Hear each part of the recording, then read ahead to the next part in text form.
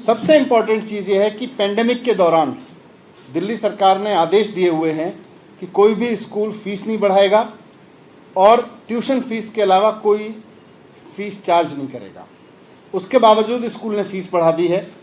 Irrespective of what ever there situation is, कोई भी school अभी फीस नहीं बढ़ा सकता और ट्यूशन फीस के अलावा कोई फीस चार्ज नहीं कर सकता। उसके बावजूद स्कूल फीस चार्ज कर रहा है, जिसकी वजह से पेरेंट्स परेशान हैं। तो इन सारे तथ्यों को ध्यान में रखते हुए आज मुख्यमंत्री जी ने स्पष्ट कर दिया है कि हम फीस बढ़ाने की अनुमति नहीं दे सकते हैं संस्कृति स्कूल को, और जो परमिशन दी गई थी हम उसको भी वापस ले रहे हैं। और सभी पेरेंट्स को मैं कहना चाहता हूँ, मुझे ये पेरेंट्स ने बताया कि स्कूल बहुत बड़े बड़े लोगों से, सेंट्रल गवर्नमेंट से दबाव डलवाता है फीस बढ़ाने के लिए। कितना ही दबाव डाल लें, लेकिन दिल्ली सरकार, मुख्यमंत्री अरविंद केजरीवाल पेरेंट्स के साथ में खड़े हुए हैं, किसी के भी दबाव में नहीं आएंगे और गलत तरीके से किसी भी स्कूल को फीस बढ़ाने की अनुमति नहीं देंगे। ये मेरी तरफ से आश्वासन है। सर, ये तो एक संस्कृति स्कूल का मामला है, और बहुत से स्कूलों से पेरेंट्स से शिकायत कर रहे हैं कि या तो फीस बढ़ाकर, क्योंकि आपने मना किया है कि दूसरे बेड्स में नहीं ले सकते हो, तो उन्होंने फीस बढ़ा दी और फीस बढ़ा के ही फीस बढ़ाने की अनुमति किसी भी स्कूल को नहीं है। जो भी, और ख़ास तौर से आप पेंडेमिक के वैसे भी सरकार ने बहुत सेलेक्टेड अकाउंट्स चेक किए थे पिछले 4-5 साल में, 3 साल में, और जिन जिन के अकाउंट्स में देखा गया कि उनके पास पैसा नहीं है, उन्हीं को दी जा सकती थी अनुमति भी। पर पेंडेमिक के दौरान तो किसी को भी फीस बढ़ाने की अनुमति नहीं है। इसलिए ये जो भी कर रहा है गलत कर रहा है। ऐसे कई मामले मेरे सामने आए हैं, उनके खिलाफ में एक्शन लिया जा रहा है। ऐसा जो भी मामला, इसीलिए मैंने आज एक स्पेसिफिक बोला है, लेकिन जो भी मामला सामने आएगा सरकार उसके खिलाफ एक्शन लेगी। ये अनुमति कब दी गई थी इनको ये बढ़ाने की? इनको बीच बीच में दी गई थी, दिसंबर में दी गई थी और फिर मार्च में दी गई थी। Thank you. बेसिकली आज सुबह संस्कृति स्कूल चाणक्यपुरी के पेरेंट्स मेरे से मिलने आए थे कुछ, और पिछले कुछ महीने में कई और ग्रुप्स भी पेरेंट्स के मुझसे भी मिले हैं, सीएम साहब से भी मिले हैं, और उन्होंने ये मुद्दा बार बार उठाया है कि संस्कृति स्कूल ने पिछले कुछ महीने में स्कूल की फ़ीस ऑलमोस्ट डबल कर दी है, 83% बढ़ा दी है। आज सुबह भी उन्होंने मुझे कुछ डॉक्यूमेंट्स दिए, और उससे पहले भी उन्होंने सारे फैक्ट्स रखे थे। ये मुद्दा आज फिर मुख्यमंत्री जी के साथ भी डिस्कस हुआ। मुख्यमंत्री अरविंद केजरीवाल जी ने निर्देश दिए हैं कि संस्कृति स्कूल को फीस बढ़ाने की जो अनुमति दी गई है वो वापस ले ली जाए, क्योंकि मैंने रिव्यू किया सारा, मैंने देखा कि कुछ चीज़ों की अनदेखी करके संस्कृति स्कूल को फीस बढ़ाने की अनुमति दे दी गई थी बीच में। उन सारी चीज़ों को देख के संस्कृति स्कूल फीस नहीं बढ़ा सकता है।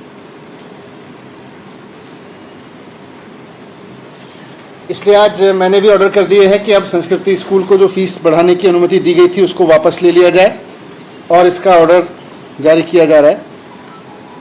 पेरेंट्स ने जो तथ्य दिए वो महत्वपूर्ण है।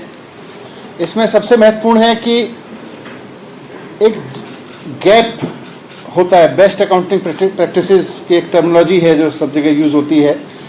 इसको जनरली एक्सेप्टेड अकाउंटिंग प्रैक्टिसेस, उसके तहत अकाउंट्स मेंटेन करने होते हैं और उसी के तहत ऑडिट कराना होता है। तो स्कूल ने गैप के तहत अपने अकाउंट्स मेंटेन करके उनका ऑडिट नहीं कराया हुआ है, ये गलत है। दूसरा, 2018 में दिल्ली सरकार ने एक ऑर्डर पास किया था संस्कृति स्कूल को लेके, जिसमें कहा गया था कि 17-18 की फ़ीस बढ़ाने की जो उसमें अनुमति उसने मांगी थी वो रिजेक्ट की जाती है, और उसको रिजेक्ट करने का मेन ग्राउंड था कि उसके पास में सरप्लस अमाउंट था। तो जब 2017-18 में उनके पास सरप्लस अमाउंट था, तो उसके बाद अचानक उनके पास अमाउंट की इतनी कमी कैसे हो सकती है कि उनको 83% फीस बढ़ाने की अनुमति दे दी जाएगी।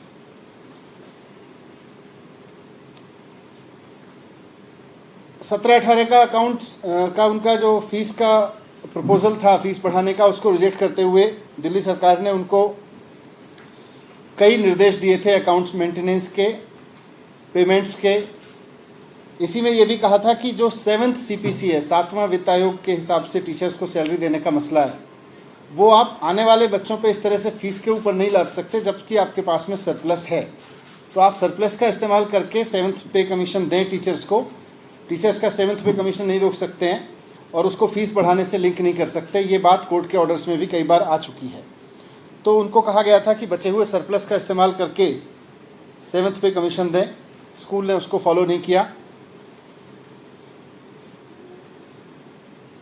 एक और इम्पॉर्टेंट है कि जब स्कूल कोई रिकग्निशन की परमिशन मांगता है कभी भी, तो उसको 3 महीने की टीचर्स की सैलरी रिजर्व में दिखानी होती है कि हमारे पास में कुछ भी परिस्थिति हो लेकिन 3 महीने की सैलरी हमारे पास में रिजर्व में है। सरप्राइजिंगली अब स्कूल दावा कर रहा था कि ये जो रिजर्व है इसको भी स्कूल फीस के रूप में चार्ज करने की अनुमति दे दी जाए, जबकि जब स्कूल रजिस्टर्ड हुआ था या रिकॉग्नाइज हुआ था उस वक्त से वो पैसा तो उनके अकाउंट में रिजर्व के रूप में रखा होना चाहिए। उसको बच्चों से चार्ज करने की अनुमति फीस के रूप में अभी कैसे दे सकते हैं? पेरेंट्स से चार्ज करने की अनुमति कैसे दे सकते हैं? अनिल देव सिंह कमेटी जो बनी थी उसके तहत आपको याद होगा कि दिल्ली सरकार ने आदेश देके बहुत सारे स्कूलों से 2009, 10, 11, 12 में जो फीस एक्स्ट्रा ली गई थी वो लौटवाई थी। अब स्कूल चाहता है कि 2009, 10, 11, 12 में जो उसने एक्सेस फीस ले ली थी, जिसको सरकार ने आदेश जारी करके वापस कराया था, उसको भी खर्चों में दिखाया जाए और अब बच्चों से फीस के रूप में चार्ज करने की अनुमति दे दी जाए। तो ये कैसे हो सकता है? जो फीस आपने 5-6 साल पहले ज़्यादा ली थी उसको वापस करने के आदेश दिए गए। अब जब आपने वो वापस दी तो उसको आप अगले बच्चों के फीस में जोड़ के खर्चे में नहीं दिखा सकते। इसी तरह से अकाउंटिंग प्रैक्टिसेस में सुप्रीम कोर्ट के ऑर्डर्स हैं कि हर एक स्कूल जो डेवलपमेंट फंड चार्ज करेगा वो DRF